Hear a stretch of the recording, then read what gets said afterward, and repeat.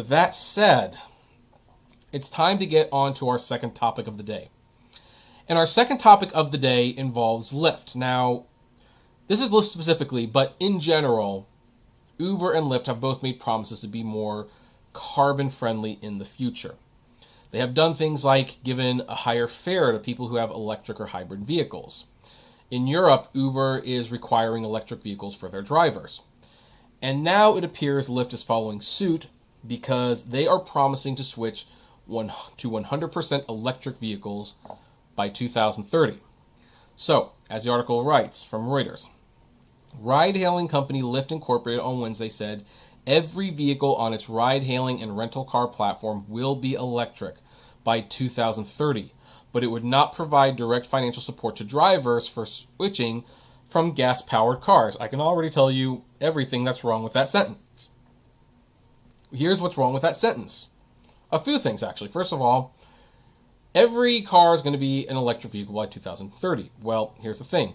Hopefully, we will have more electric vehicles and more hybrids in the future, but I still think it's going to be a little while before everything is completely electric. It's just moving very slowly.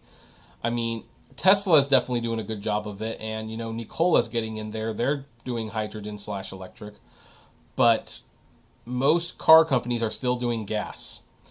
And very few car companies have shown a real commitment to just be 100% electric in the future. So in 10 years, while I believe electric vehicles will be more out there, I don't think it's going to be all of them.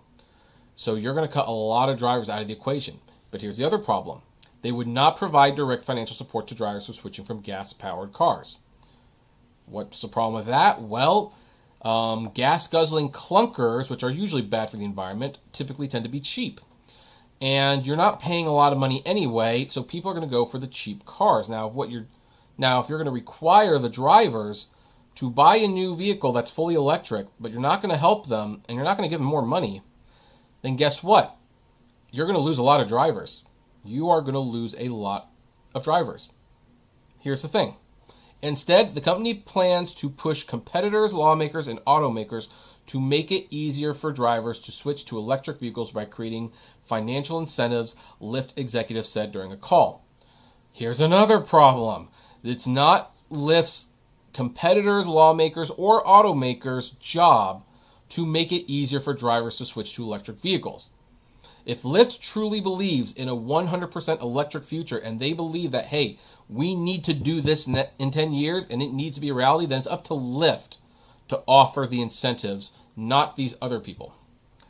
John Zimmer, Lyft's co-founder and president, said the company has reached a scale to impact policy change. I don't know what that scale looks like considering you're not doing anything. Lyft, whose vehicle fleet is currently made up of less than 1% of electric cars, which should tell you how much this is going to succeed, in a statement said it would aggressively promote and help drivers access incentive funds, while not providing any. Quote, if policymakers do their part in the next few years, EVs should reach cost parity with gasoline vehicles by mid-decade, the company says. But that's not a guarantee. What if they don't do that? What if they don't reach? What if they don't become cost parity with gasoline vehicles?